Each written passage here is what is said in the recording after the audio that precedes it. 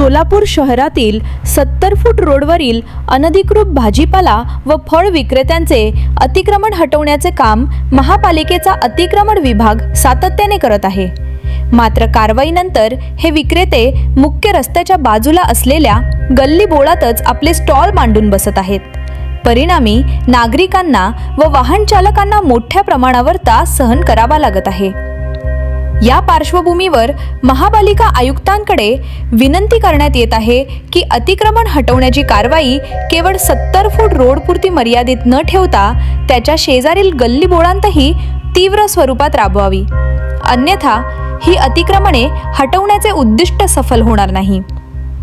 दुर्दैवाने काही संघटनांच्या नावावर या अतिक्रमणांना प्रोत्साहन दिले जात आहे, त्यामुळे कायद्याचे उल्लंघन करून गरीब फळ व भाजी विक्रेत्यांचा नुकसानच होत आहे। त्यामुळे अतिक्रमण हटवताना केवळ कारवाई न करता नियोजनबद्ध आणि सर्वसमावेशक दृष्टिकोन आवश्यक आहे।